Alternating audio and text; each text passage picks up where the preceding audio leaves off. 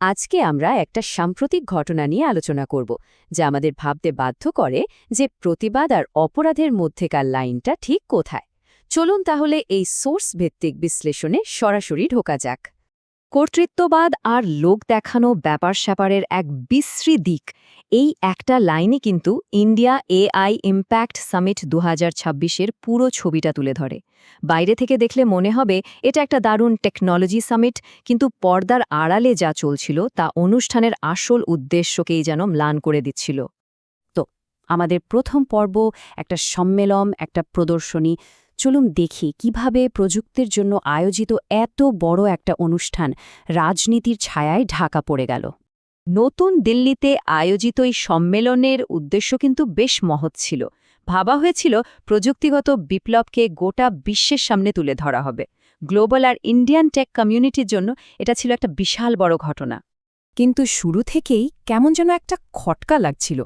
কিছু ঘটনা ইঙ্গিত দিচ্ছিল যে ফোকাসটা টেকনোলজি থেকে সরে রাজনীতির দিকে চলে যাচ্ছে।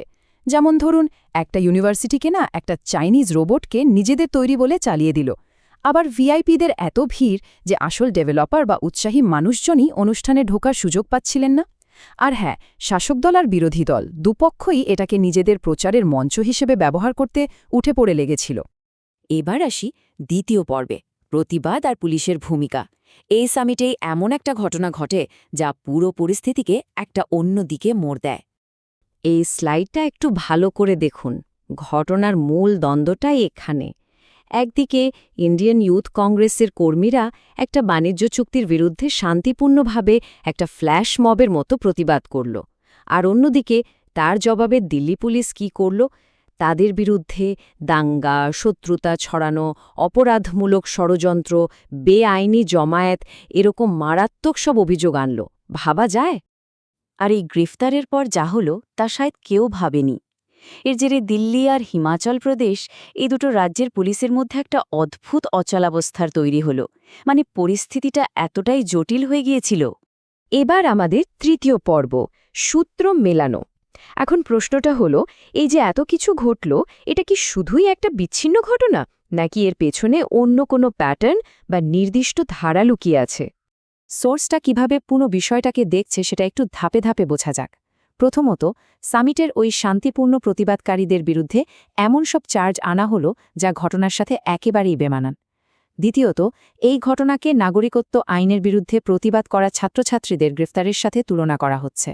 আর সবশেষে সোর্স এই সিদ্ধান্তে আসছে যে এটা আসলে কর্তৃপক্ষের একটা ধারাবাহিক চেষ্টা, যেখানে যে কোনো ভিন্নমতকেই একটা দানবীয় রূপ দেওয়ার চেষ্টা করা হয়। এবার চতুর্থ পর্ব, গণতান্ত্রিক মূল্যবোধ হিসেবে ভিন্নমত। চলুন এ যুক্তির একেবারে মূল ভিত্তিটা নিয়ে একটু কথা বলা যাক। সোর্সের এই লাইনটা কিন্তু খুব গুরুত্বপূর্ণ। ভিন্নমত হল গণতন্ত্রের প্রাণ, বিশেষ করে এমন একটা দেশে যা স্বাধীনতা অর্জন করেছে এ ভিন্নমত আর অহিংস প্রতিবাদের মাধ্যমে। এই একটা কথাই বুঝিয়ে দেয় যে শান্তিপূর্ণ প্রতিবাদকে কেন অপরাধ হিসেবে দেখাটা এত বড় একটা চিন্তার বিষয়। আমাদের শেষ পর্ব, পুনর্বিবেচনার আহ্বান। তো এত কিছুর পর সোর্সটা আসলে কি করতে বলছে, মানে এর সমাধানটা কি? এখানে দুটো পরিষ্কার সুপারিশ করা হয়েছে। প্রথমটা পুলিশের জন্য বলা হচ্ছে, অ্যাক্টিভিস্টদের বিরুদ্ধে অপ্রাসঙ্গিক আর অদ্ভুত সব অভিযোগ আনা বন্ধ করতে হবে। আর দ্বিতীয়টা আদালতের জন্য, এই ধরনের মামলাগুলোর দ্রুত বিচার করতে হবে এবং এই এফআইআরগুলো অবিলম্বে বাতিল করে দিতে হবে। সবশেষে এই পুরো বিশ্লেষণটা আমাদের একটা খুব মৌলিক প্রশ্নের সামনে এনে দাঁড় করায়। একটা গণতান্ত্রিক দেশে ভিন্ন মত আর অপরাধের মধ্যেকার পার্থক্যটা কিভাবে করা উচিত? প্রশ্নটা কিন্তু ভাবার মতো।